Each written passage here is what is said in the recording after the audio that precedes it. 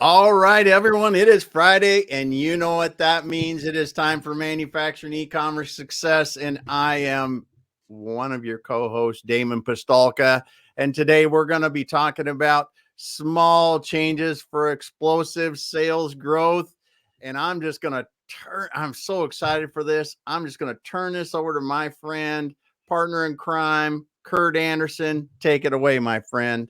Damon, happy Friday, dude. What a great day it is. It's just a Yes, great it day to is. have a great day, as our friend Eddie Saunders likes to say. So Yep. let's just dive in. This is long overdue. We have our dear friend Sidney Wormsby here today. Sidney, how are you, dude? Happy Friday, man. Doing well. Thanks for having me here and inviting me. Oh, what an honor, privilege. You and I connected. We actually connected, if I'm not mistaken, through Fuse Hub, which is Right. the New York State Manufacturing Extension Partnership Program, MEP. And so you and I had a great conversation. So this was long overdue. So honored to have you on the program here. But you have a wonderful story. I want to dive into your business, your expertise. We're talking about operational excellence. But before I go there, I do have one question that I'd like to hit you with. When you were a little guy growing up, who was your hero? Oh, well, I wasn't ever big on sports heroes and all that kind of, I mean, I had my favorite teams and all that. But probably the person, like most kids, the person you look up to the most is your dad. Nice. And so, kind of how responsible he was, how he was always there and present. I played baseball, in college and, a little bit after. And, he was an excellent baseball player. My first coach, my best coach that I've ever had. So taught me all that I knew about baseball. But also, most of the stuff I even do today and the way I live my life comes from the way my parents raised me. And, obviously he was a big part of that. So probably my biggest, hero or heroes, first my dad, and then on the softer side of things, my mom. All that I am and the way that I am, I keep seeing in them in everything that I do. So Well, that sounds hokey and mushy, but true. Not It's true. whatsoever. We love that Yeah. answer. We love that question. We ask that every week, and we hear all sorts of different answers. But you were sharing a little bit, and this teed up perfectly because we were talking about Dad before we went live, Yeah. and you said, God bless. And what was Dad's name? Hollis. Hollis. Yeah. Hollis, and what an inspiration in the military. And in the military, and just what an inspiration. And you shared some really exciting things, like, hey, no matter what you did, you be the best at that. Can you just share a little bit what we were just talking about before we went live? Well, actually, we were talking about my company name, which is Uirtus Et Decus, which is Latin for either honor and distinction or excellence and distinction.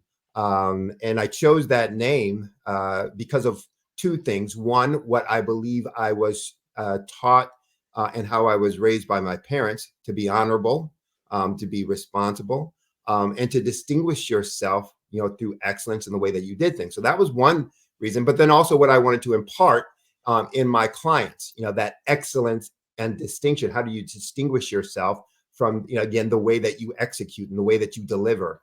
And so, he and my mom were, big parts of, again, why I am the way that I am. And, therefore, every time I have a business, I find some way to try and honor them in the name of the business.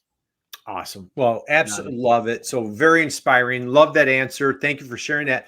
Now you go off to Michigan State for undergrad, and I believe you also earned your MBA at Michigan State. Do I have that correct? Yes, correct. That absolutely. So, Yep. yeah, Spartan. Go green, go white. Hey, through and go through. Sparty, right? We're Right. big. You and I share that. We're both Big Ten fans, and so I just absolutely love that you. We we geeked out pretty hard about Big Ten. I think we spent like the first hour of our conversation just talking college football and college sports. But Sidney, just share a little bit about your journey at Michigan State and what led you in college to really put you on the path of how you help companies today. So when I left high school, I didn't know exactly what I wanted to do. I just knew I wanted to run stuff. When I got older and was out in the world, either my own thing or somebody else's thing kind of high up. And I love science and math, but when I first went there, I thought I was going to be a lawyer. And I found out very quickly I couldn't take science and math, or they kept pushing me away from science based on the academic program for law and pre-law. And I said I want to take math, and I'd taken calculus and physics, college physics in high school, and so it's like, I want to take this. And they said, no, you can't. It's an elective. I want to take this. But finally, they said, look, if you're going to do this, then maybe you should go over to engineering. And so I went over to engineering because I wanted to take science and math, and loved engineering. Majored originally in mechanical engineering because it was I thought the most diverse in what I could do with it after.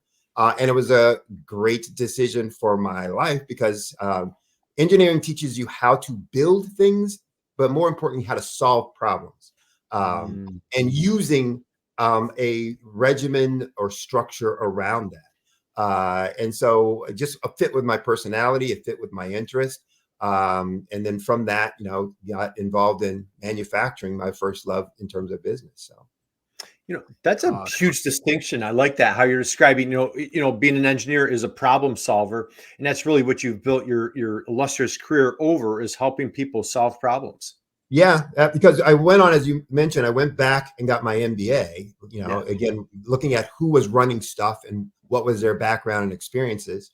And I decided, well, you could have a 10 years worth of experience, or you could shorten that maybe by, going out and getting an MBA, et cetera. So I got my MBA in human resource management and operations, because again, I like the manufacturing and production operations piece. But even there in my master's program at Michigan State, they taught you problem solving from a leadership perspective. So we did it was like case-based studies, et cetera. And so you're always looking at things from what's the business trying to accomplish. And so when I left and went out on, to work in the corporate world, no matter what my role was, I saw myself trying to solve problems, and I, looked at it. And so I would get involved with things that were typically beyond my job duties, but consistent with the organization needs and expectation. And that won me a lot of praise and acclaim. People liked that I had that view and took that approach. And, I got rewarded for that as well. So it worked out both ways. Well, I love it. And you found your career heavy in banking early on. Do I have that correct? Well, it wasn't early on. It was later on, actually.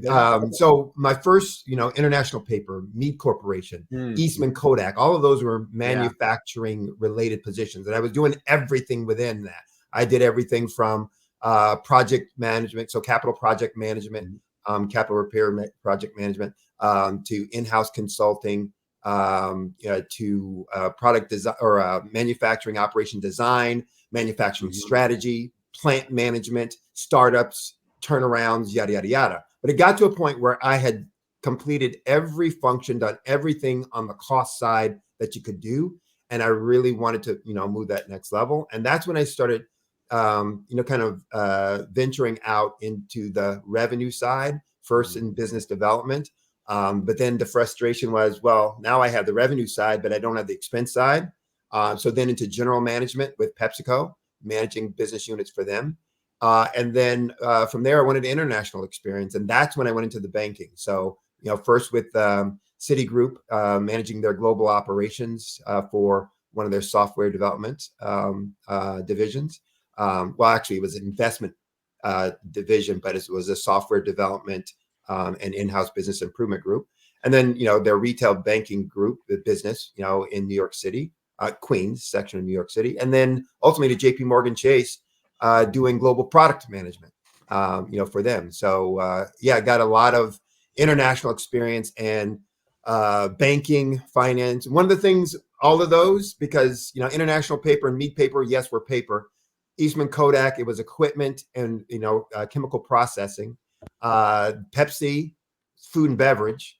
And then, in banking, both on the domestic and the international side, it was one of those things where you start learning business is just business. An inventory issue is an inventory issue. I don't care whether you're talking about burgers, chips, widgets, gadgets, rollers. Inventory is inventory. The strategies to solve inventory are the same strategies. They don't change. So it's really a question of how good are you at identifying what the issue is so that you can solve it properly. Wow. That, I tell you, that is brilliant. And, and you look at your career and guys, if you're just joining us, we're here with Sidney. Strongly encourage you, welcome you, invite you, connect with Sidney on LinkedIn. Guy is just a true powerhouse, man of integrity. Just you make people feel like you've been friends with him for 100 years. Absolutely love it. And Sidney, was it intentional? Like you've worked for the who's who companies. Yes. I mean, look, JPMorgan, Citibank, PepsiCo, and Mead. You've worked for the premier companies. Was that intentional by design? Was it kind of accidental, or just kind of fell into it? What did that? No, it was definitely not by design. No. Everything that I did was intentional only in this way. Yeah. I knew that I wanted to run stuff. Right. So I said that in high school. I knew I want to run things. So I looked at every opportunity that presented itself to me to say, is it going to give me a tool for my toolbox that ultimately I can run something with? I didn't look at what city it was going to be in, how much I was going to get paid, whether I would get a promotion out of it or any of that other kind of stuff, because that wasn't important for me. And so when someone presented an offer, and I ended up living, we were talking earlier about the quotas, et cetera. I started living and working in some cities that you're like, holy smokes, how did I end up here? And I won't mention them for those folks who are out there who probably are living in those cities. Yeah. But you're like, wow, there's not a whole lot of fun stuff going on here. But I was learning something, getting something out of that business experience. I said, I'm going to need and use this later. It gives me an experience and an opportunity, et cetera. And so I was fortunate in that people would see me. So in none of those companies did I ever go seeking for them. I would meet them somewhere or someone and they would say, hey, we like what you're doing over there, or we find it interesting what you're talking about. Would you be interested in doing that here for us, et cetera? Nice. So I was pretty fortunate from that perspective. But I tell, I've been an adjunct professor, and I tell my students and I tell my kids, same thing. Look, if you just focus on doing good and being reliable and dependable, people, one, will seek you out. And two, you'll end up getting where you want to be as long as you're diligent about, being there. Don't take the side path. Don't try to take the easy, course or whatever. Right. You'll end up getting there because people will see your worth and see your value and will, ultimately reward you for it. And if not, you go do it on your own. Yeah. And, you'll reward yourself that way. Well, brilliant advice. So let's speed up to your company now. And again, absolutely love the name, love the background, kind of a shout out and a tribute to Dad and the discipline, the excellence that he instilled in you and your family. Share with folks now, how are you making the world a better place? What goes on? How are you helping companies and entrepreneurs hit their goals today? So first of all, I'm I guess the quintessential generalist. I am a holistic approach to things. So I believe kind of fundamentally everything is connected and integrated, and that's true with business as well. So often I would find when I first started consulting, I was doing projects. Somebody would hire me for, we have this, this marketing plan we want to do. We have this inventory issue that we're dealing with, And, one of the things I would always, try to impart on them is, well, that's connected to this thing over here. Well, after, doing that and then running my own business, for a while, came back to this. And what I decided I really wanted to focus on was growth, because growth is the thing where everything kind of culminates in. If somebody's interested in growing, then they're going to really be interested in all of the stuff that they need to do. And that's, kind of the key, keys to the kingdom at that point. And so that's what I work with businesses on: how to grow their revenues, how to grow their profits, and then what goes into that. And one of the key things that all of my involvement with business in all businesses came to the conclusion: there's only 5 things that all growth comes from. There's lots of activities in a business, lots that are important, but growth only comes from 5 of them. And so what I wanted folks to understand is, if you're looking at growing, if you're interested in growing, then show me what you're doing in these 5 categories, in these 5 areas, and what your process and systems are for that. Because my engineering background says if you don't have a system for it, it's not repeatable. It's not going to happen over and over again. So you need to institutionalize that, and systems, process, procedures does it. So I work with folks on my motto or my concept is small change to big things. And for those who are in manufacturing, they know the concept of continuous improvement and making those small incremental changes. And I take that approach, that concept, and say, okay, I'm going to apply that to these big things, these 5 areas that all growth comes from. And I'm going to look at your processes, look at your systems, talk about the things that we can be doing in there. And all of these are behavior-based, process-based, procedure-based, so they cost no money. Yeah. Nobody has to wait to get a loan. Nobody has to wait to, to their P&L looks better, till they save up enough money. How long does it take you to say you're going to do something different? Well, you can make that decision now, and you can start doing that thing differently, the next second. And so I focus with them on those things to ultimately generate, growth on both the revenue side and the profit side. Nice. All right. Damon, I told you this was going to be fire, right? Yeah, this is huge because, you are getting to the fundamentals of what really needs to change. That is behavior, not necessarily a new system or things like that to really control or really help growth. Because so many times you go into companies, they know what they need to do. They're just not doing it. Yes. Or they don't know what they need to do. And they've heard, if I have this new gadget, wadget, now it's AI. I got to be an AI for what? What are you going to do with it? Well, I've been told that. Okay. When I managed, again, executive level at JPMorgan Chase, at Citigroup, et cetera, when you had budgets and people would come in and say, I'd like to be able to, get this kind of capital to spend and do this kind of thing. My first question to them was always, sitting around the meeting, okay, it's my budget. I get to approve this. Tell me what you would do if I said no. And that was always my first question. Now, after a few times you were around the table with me, they start realizing this is going to be the question. Maybe they get a little better at it. But the reason for the question was this: tell me what you're going to do if I say no. I wanted to understand, first of all, how committed are you to this thing? Because if you say, well, I guess we'll have to wait till next year, and then you're not committed to it. Why should I be? That's first. Yeah. But the second is, what I'm listening for are the things that you're going to do different if I give you no money, because I know that's an understanding of what needs to change. And so when you start saying, well, I guess what we do, and you start creating a manual way to do it, now I know you understand what it takes to make a change, and I'm willing to support you in that thing. Maybe I'm not going to give you the money yet, because one of the things I do with my clients is to try and show them how much power they have in their own system, structure, resources, without any more money, without any more people, without any more equipment. That look, you have enough right now to make that happen. Let's start doing things different, and you'll start seeing growth. And at some point you can say, now money is going to help me do that, like in terms of capacity building, or do it faster, et cetera. But I understand exactly what I need to do and why I need to do it, because I understand what's making that needle move. Brilliant. Yeah. That's awesome. Your experience in those budget meetings, it had to be huge, because when you did say no, you probably saw some real innovation happen, and that helped them. So I got told no, I go off, I innovate, I get 50% of the way there where I wanted to go without any money. Now, when I come back to you, I come, and this is what we really need, because we see what we need now. Because what I would see is so many times you would think of something, or you'd want to do something, but if you didn't have the money, you would find ways to do it. And then you'd realize, boy, I'm glad I didn't spend that money, because we really didn't need that. We needed something else. Right. And now I have proof in the pudding.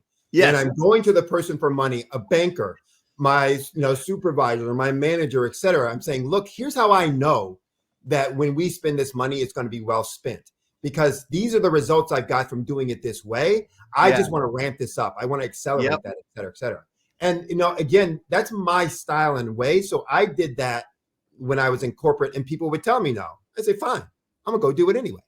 Yeah. I'll figure this out. I know that this is what's going to work. And so I go find a path around it, and I, work that through. Sometimes they would say, you're not supposed to be doing that. That's not your role. That's not your job. And my first question was, would you like me to give the results back? I can give the results back.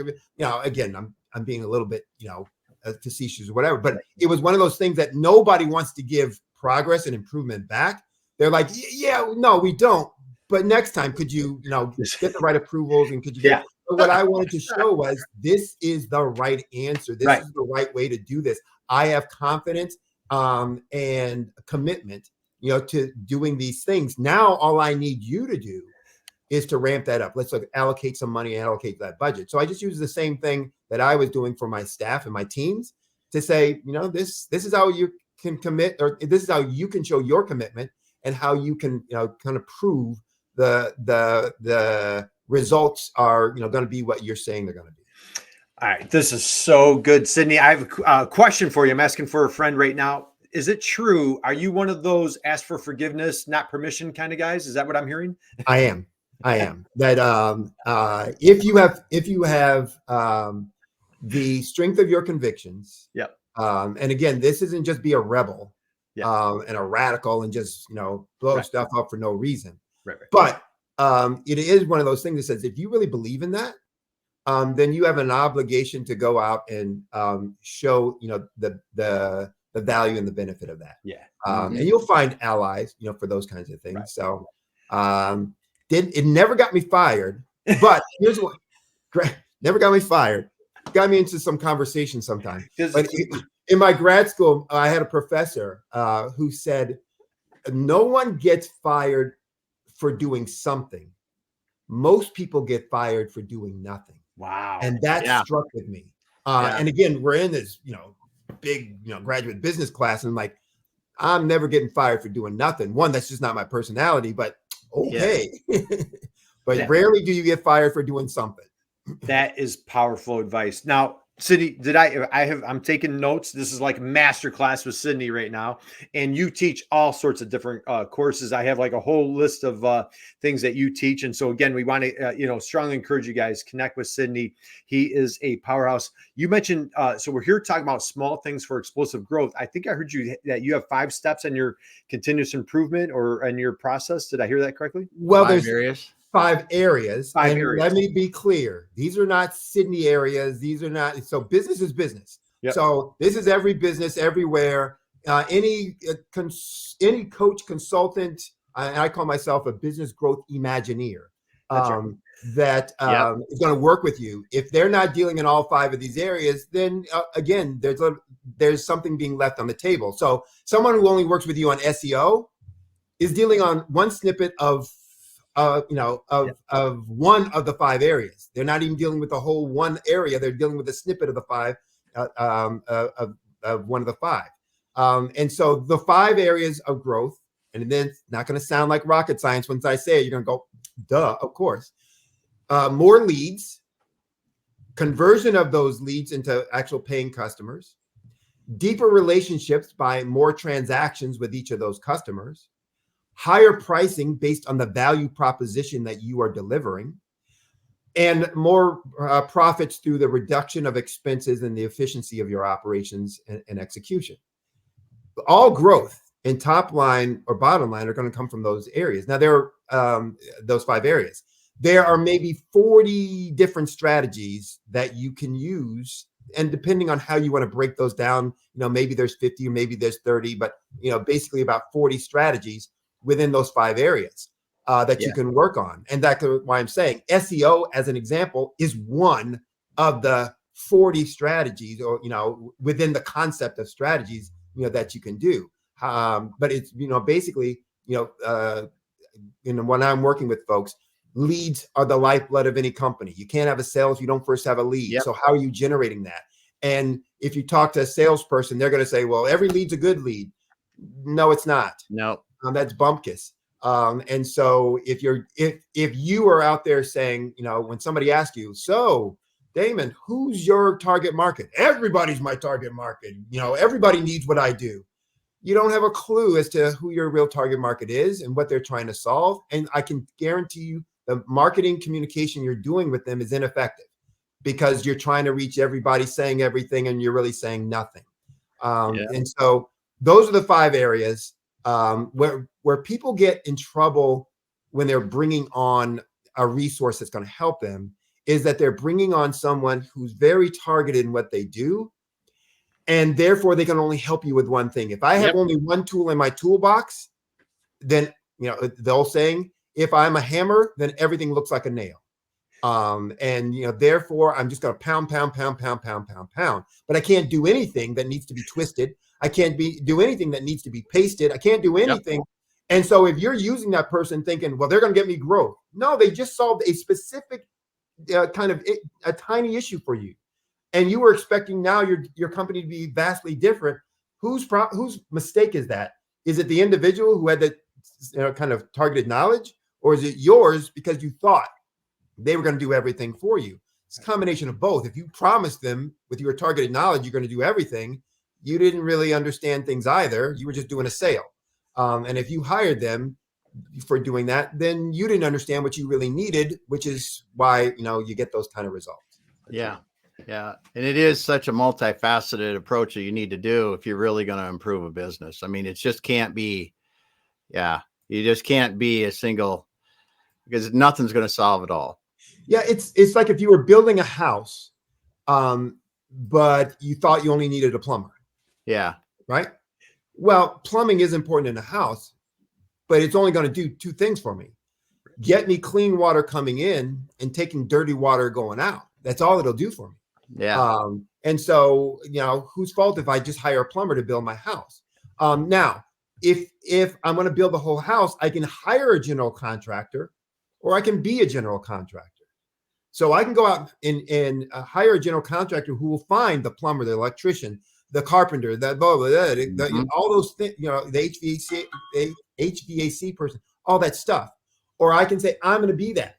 And so as a business owner, you have to identify, am I the general contractor, or do I need to hire a general contractor? And if I'm going to be the general contractor, understand I need to manage, all these activities in each one of these areas. If I'm going to, go out and hire that general contractor, then I need to hire someone who can manage all of these areas. Mm-hmm. All right. This is drop the mic right there, man. So hey, we've got a couple of comments here. Yeah, we got some comments here. I got to get them going. They've been going. Hey, Schuler, hey, great to see you. Sadakot, thanks. Hello. Whitney's here today. Thanks for stopping by today, Whitney. Timothy, thanks for stopping in from Kenya. Woo. And then someone, I can't see your name, but niche down until it hurts. I heard that from someone else. I think that's Mr. Anderson there. That's one of my lines, Sidney. That's hysterical. So thank you. At least somebody's listening. That might be my mom, Damon. That might be my mom. Your mom. She comes in every once in a while. She pops in every once in a while. But she doesn't want to admit that she's my mom. She keeps herself incognito. So, Sidney, this is phenomenal. So let's dive in. So, what are some? I'm going to go here. We're talking about small changes. What are some small changes that, when you walk into, hey, Ron Higgs is in the house here, dude. So, all right. Hey, Ron, happy Friday, my friend. God bless you, brother. So let's go here, Sidney. When you're going to, we target small manufacturers, say that, 30, 50, 100 employees, that type of thing, and we become creatures of habit. We know what we know. And sometimes we don't know what we don't know. Right. Right. How do you approach, what are some small things, so if there's a entrepreneur, small manufacturer out there listening to this, they're like, okay, great. This is wonderful. What are some little steps that I could do to start implementing these big changes? So when I'm working with an existing company in that kind of space, that 30 to, 50 or 30 to 100,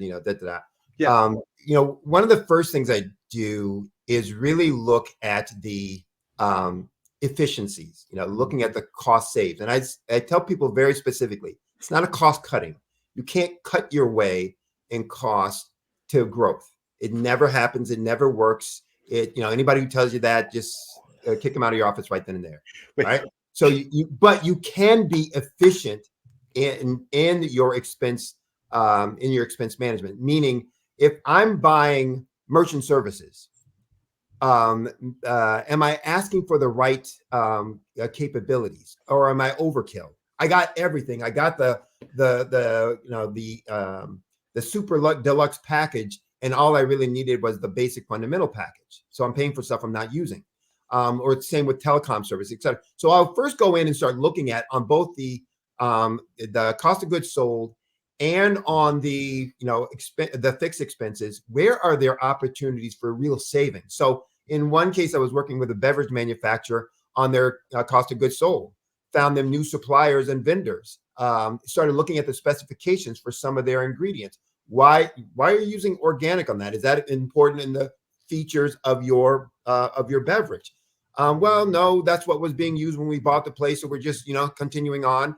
Well, would there be a need for a change? Well, ultimately found out they didn't need organic, had them switch to that, to a more basic fundamental that saved tons in terms of their operating expenses. Same thing with telecom and some other stuff. So I will first work with them on that. Let's look for some areas and ways. And I just did a workshop for SCORE down in Orlando around financial management and understanding financial systems. And there's some very basic ways. Most people don't look at their numbers, don't know their numbers. And if you don't know your numbers, you can't grow your numbers. So I tell them first, start understanding them. And there's a couple of basic fundamental questions that you can ask yourself to really understand your numbers. They're not complicated. And so I will look at my numbers on a regular routine basis. So I start understanding, look, is this to the standard I want? And if not, why not? What's causing that? If this the trend that I've been seeing, and if it is, is that the trend that I want? Or, when something blips, why did that blip occur? Good blip or bad blip? So a lot of times we have a good blip, and I used to see this all the time when I was in corporate. Good blip happens, and people are like, yes, we did this, and pounding their chest, and I'm like, they have no clue. Next month it's going to be back down, and they're going to have to try and explain that. Yep. And I'm waiting for the next month going, so last month you said it was this, but this month is bad. What happened? Well, humana. So if I truly understand what it, causing that, then I can change that. If I know this is what made it go up and I want it to go up, I'll do that over and over and over again. Yes. If I know this was what made it go down and I want it to go up, then I say, stop doing that. And let's change something else. So I spent the first few weeks just on that to find the save. But then the next thing that I do almost always is on, the more popular term might be branding. I call it market dominating position.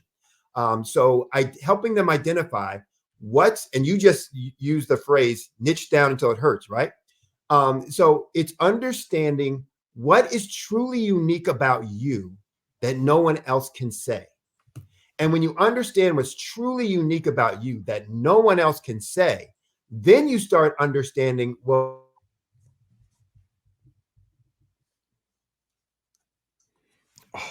Right. A cliffhanger. Yep. Let's see what happens here. This is the wonderful thing about live. Man, that was I don't know about you, I'm taking like tons of notes here. So this was phenomenal. So talking about your unique value proposition on what really separates. That really separates you from the market. And Damon, I don't know what you thought of when it comes to a book, right? Blue Ocean Strategy, right there, right? Yeah, that's a huge one. It's a huge one around this. But he said something here too, and I'm sure he's going to get in here soon. But being a general contractor for your business, right? It's how you really, as a business owner, if you're that person in that decision, if it's not someone else on your executive team, are you going to take the time to learn what you need to learn to be a good general contractor for resources for your business? Or should you hire somebody like Sidney to do this? That is a huge decision point that I didn't really consider until we were talking today. Right. Well, and it's a great point, and I love the hammer analogy, right? Oh, yes. Our dear friend Jeffrey Graham taught me that. He said, whatever your expertise is, that's what So like when you bring in a consultant and say they're an expert at Facebook ads. Yeah. Well, when if I'm an expert at Facebook ads, when I come to your business, well, guess what problem you have? Hey, you need Facebook ads. Yeah. Or whatever, the hammer, right? Yeah. And, even though if we need to turn a screw or you need windows put in or you need something other than the nail, that is a great analogy. Now, one thing that was phenomenal that I don't know if I've really digested this, you cannot cut your way to growth. I was just going to say that, because that is something that actually I've been talking with clients about a lot recently, because listen, we need to get efficient, but it's never going to replace good sales. Right. And that's the thing that he just hit on really well. We can save some money by being more efficient in what we do, and that will carry forward as we get all the way, but you can't save your way to being an exceptional company. That's right. So Sidney, dude, you left us Well, hanging. we were just going for it, man. Team and I had our pens ready. We're like right on the edge of Yeah, where we left off. Best laid plans of mice and men. So I think you were asking, I was on to the part of talking about the next step that I focus on after the expense saves, et cetera. Yeah, and exactly. The real thing is about understanding what's unique about you.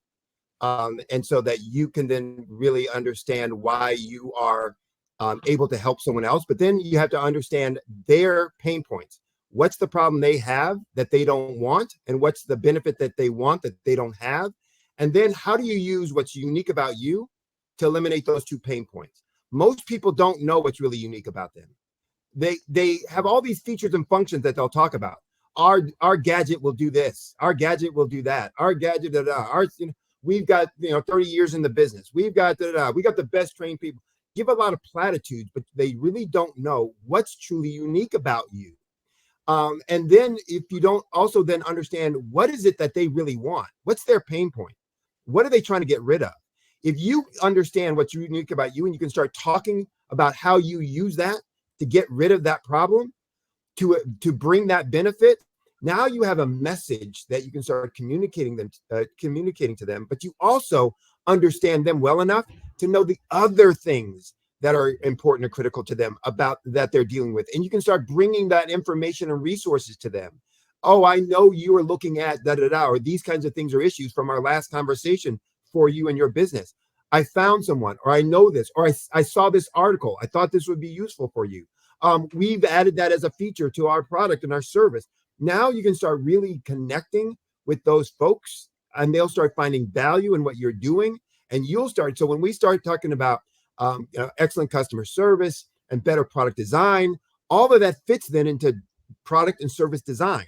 You can't design an effective product if you don't know that. If you start doing that, it will start feeding into your pricing strategy, what your prices should be based on the value proposition, or what they shouldn't be based on that. It's like, why are you only charging that when you're doing all this?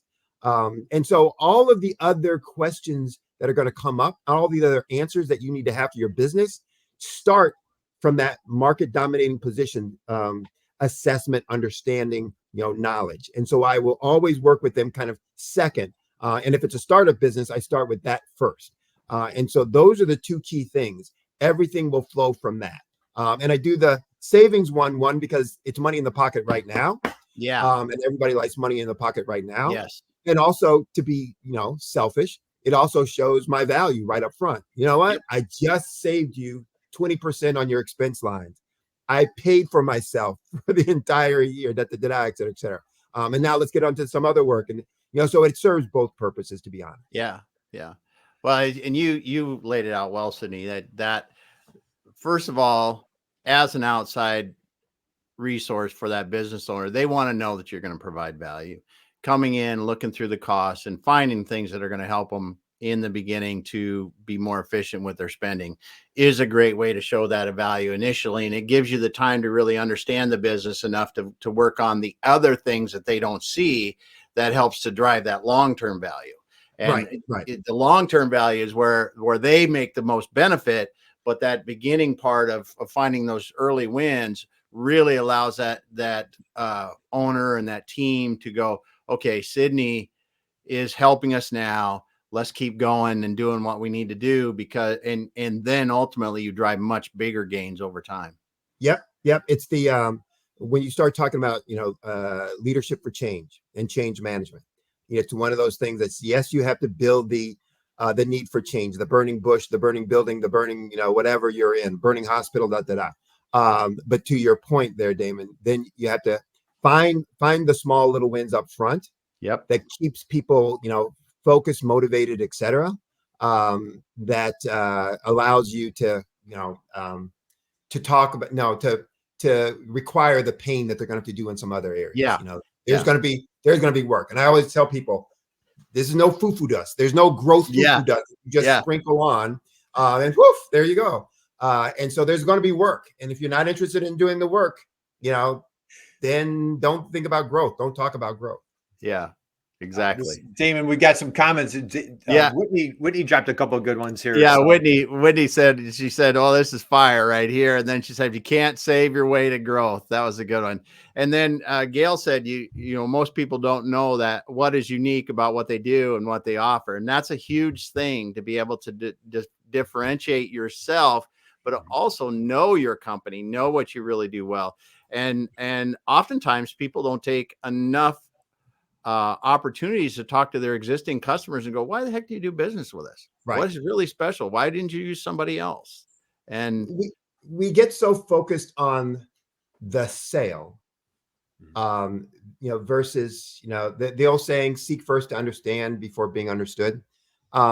We don't take the time to really understand, who is it we're going after and what's important to them. And if I'm doing that, then I'm really being a better service to them. I'm being a better person, first and foremost, but I'm also being a better service to them. And ultimately, it's going to be a better service to me because I know why I'm doing what I'm doing. Right. And I can explain that to my staff. Do you know why we do this? Do you know why we turn that knob to 3, not to 4? Because when we turn it to 4, here's what happens. And here's what our clients say. Oh my gosh, never let that thing get to 4. Yeah. So now what they're dealing with on a day-to-day basis, and there used to be this concept, now I'll tell you how old I am. It was called the house of quality. And what it did is it actually took from the end user all the way back to the line person, showing how this was the feature that they wanted, needed, thought was important. Here's the product description piece that led to that. Here's here's the knob at the machine that gave that temperature, that gave that color, that gave that. So now when you're talking to operators and you're creating SOPs, I understand this is why that's important and critical. And if you can't do that, then you can't get your people committed and motivated to excellence. They're just doing a task for whatever. What difference is it, 3 or 4? Whoa. Yeah. Difference? Let me tell you. Here's what happens. The world goes to heck in a handbasket, and here's why, and da. And if it doesn't go to heck in a handbasket, then don't tell them, don't turn it to 4, because they're going to do it one day just to see, and they're going to say nothing happened, so I shouldn't listen to anything else you have to say. So you're very clear and directed on this is what's important and critical. This other stuff doesn't matter, Yeah, that's great. We got one more comment here I want to hit real quick. Sam Rick said, hello, hi, everyone. Hey, Sam. Thanks for dropping by here today.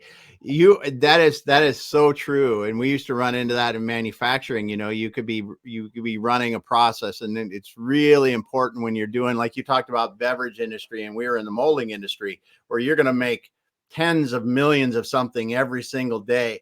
Your process control, we used to do, and I'm not going to get too technical here, but we used to do design of experiments to really see what effects of temperature, pressure, time, all these kind of things would go. And we would set these parameters because then Damon, who watches the machine controls, or we set the controls on the machine so they have limits, it would automatically stop or beep and tell people that, hey, there's something wrong. We're outside of our normal operating limits. But what you can do by understanding those things, like you said, is you can create very consistent products. Yep. And it's so interesting when you look back on what you're talking about and you think of things that are around us every single day. And I always like to look at automobiles. In the 50s, an automobile, you'd be lucky to get 75 to 100,000 miles out of it, maybe, if you're lucky. Now, just about every automobile, you expect it to run a couple 100,000 miles if you want to drive it that long with reasonable maintenance. Well, the designs have got a little better, but the consistency of the manufacturing has got so much better that everything just works better.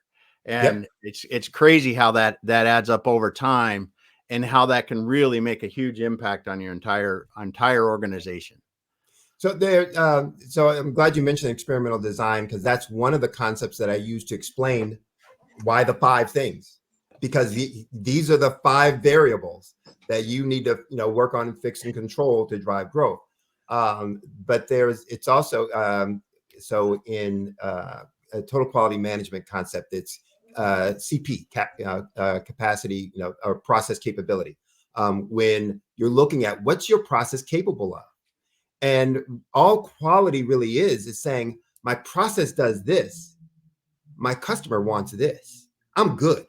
As long as I'm keeping this within this, I'm good.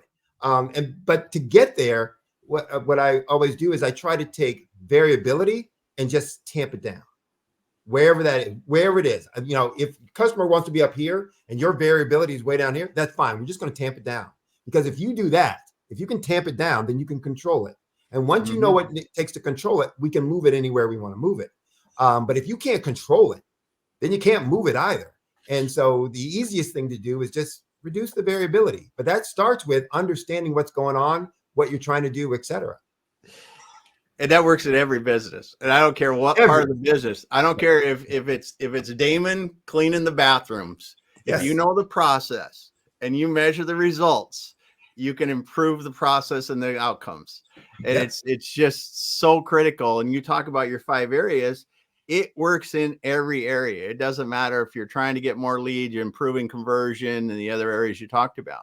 And that is where so many businesses, as they start, we're kind of chaotic getting things going, but then we need to build those processes, because otherwise we don't have any idea. Can't get real control over the processes. And that's where they stay. They stay kind of in that chaotic thing. So because we're afraid to do anything for fear that we'll blow everything up. It's like, because you don't understand it. Pricing is one of those areas. Again, one of the areas where all growth comes from, that people generally don't want to touch it. They, getting the, I do a talk about, X number, 5 number, 7 number of, effective pricing strategies, and one that you never want to use, right? Most people don't want to do anything to increase price because they're afraid they're going to lose every one of their customers. But the math is pretty powerful and straightforward. It says, look, for a 10% increase in price, you'd have to lose about 25%. It's either 25 or 35% of all of your existing clients. Yep. Do you think that many people are going to leave for a 10% improvement or increase in your price? Not likely. Now, I'm not telling you go run out and increase your price 10% right now, but I'm just saying there's sensitivities that we think are attributed to things that we don't know, and therefore we make bad or wrong decisions. Yeah. So every decision's emotional, right? It is. Right. It is. Either fear or greed, right? Those are our 2 main motivations, either fear or greed. Man, Sidney, time is flying by. I know, we're way over, and I know we could talk forever. One question that I would love to ask you, vast, illustrious, incredible corporate career that you've built, took the leap of faith, jumped into entrepreneurship. Through your career, what is the best advice that you've ever received, maybe that you'd want to pass along to your younger self, or a young entrepreneur, or even an old entrepreneur like myself? What is the best business advice that you've ever received? So I'll give you the best one that I received, and then I'll give you 2 that I learned from my experiences. The best that I ever received came from a supervisor that I had that was really about feedback and listening to feedback. And he was giving me a review, and it was a really good review. But one of the things he said he wanted me to work on was my communication. I'm thinking, I'm a great communicator. What is he talking about? And you start talking about, when you're in discussion, blah, blah, blah, somebody says something to you, he goes, and I can see your brain is, in motion, trying to come up with a response back to him. He goes, sometimes when people give you feedback, you just need to say, thank you, I'll think about that. And I'm like, all right, I can do that. But when I started doing it, all of a sudden, I started realizing how much more present I was with what they were saying, because I didn't need to respond. All I needed to say was, thank you, I'll think about that. And so that was something that helped me out a lot, but it fit into what I started to learn about the again, seek first to understand, that I don't need to have everybody understand me. If I understand them, I can, figure a solution for whatever's, needs to be done, et cetera. And so that was great feedback that I received. John Moore was his name. One of the best supervisors, I had. The other is, more of what I learned, and it was around being that dependable, reliable, responsible. And I learned this by accident, and then I applied it and found results from it. Early in my career, when I was with International Paper, they used to use me a lot to kind of show new engineers around. When they were coming in to interview and and there was one I was showing around, and they had a change in schedule, and they asked, could you take them, or we need to get them to this place, do you want us to, take care of this, have this person call, or can you do that? I said, no, I'll figure it out. I'll take care of it. Don't worry. And the guy stopped me. He goes, "This is why we like you." And I'm like, because I'm taking this guy to lunch and doing, wow, what is that? So I'm thinking, oh, what do you mean? And he goes, because no matter what comes up, you are responsible and reliable enough that you'll take care of it. You'll get stuff done. Nobody has to babysit you. And that was the way we were raised, to be kind of self-reliant, not independent, but self-reliant. And one of the things I started learning through corporate life and life in general, people love folks to be dependable, to be that they can rely on them and depend on them. So not that they are dependent on, but that they can be depended on. So that's one of the things I give as advice to people in their career. Look, you want to go somewhere, be the person that they depend on, rely on. Nobody is irreplaceable, but if they find you hard to replace because you get so much stuff done, good things will happen for you and to you. So, that would be the big advice I give.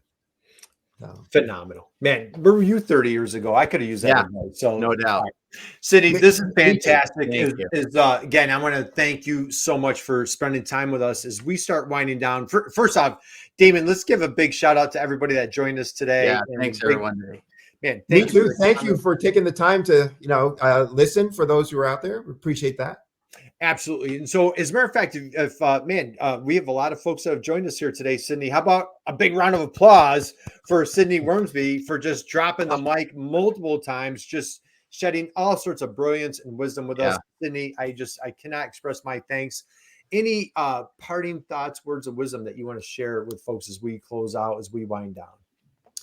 I guess the only thing that I would reiterate is that if you're wanting to grow your business, you have enough right now. So there's power in whatever you have right now in terms of resources. It's about your process and procedures and behaviors. So if you can change those things, and if you're willing to change those things, your business can be transformed. So awesome. Another, and the feedback comment, as a matter of fact, we just had that on Monday, Damon, same thing. Yep. Like, feedback is a gift. I know I'm not great at that. You want to be defensive or, push back on it. But I love that. Just listen and say thank you. What a great way. Sam drops a comment here for us, Damon. Big lessons show positive attitude to feedbacks. That's a big one right there. Thanks for dropping that, Sam. So, all right, guys, we're going to close out. Yes. Thank you very much, Sidney. We appreciate you sharing your time, your passion, your enthusiasm, your brilliance. This was just absolutely phenomenal. Damon, as we like to close out and tell everybody, just go out and be someone's inspiration, just like our dear friend Sidney was today. And we're going to be back here on Monday. And so please connect with Sidney on LinkedIn. First off, connect with him, chat with him, learn from him. And again, Sidney, thank you for sharing your brilliance today. This has been wonderful. I really appreciate the opportunity and look forward to another one later on. So if I can ever be of assistance. Awesome. All right, let's take it away, Damon. All right, everybody, thanks for being here today. We got Sam and Whitney and Gail and Schuler and Sadicott. Thanks so much for being here today. I hope I didn't miss anybody. We always appreciate you stopping by and dropping the comments. Thanks for Sidney coming by and dropping so many golden nuggets of wisdom. If you got in late, go back to the beginning and start this thing from the beginning, because you will appreciate it and learn a lot from it. We will be back again next week. Have an awesome rest of your week.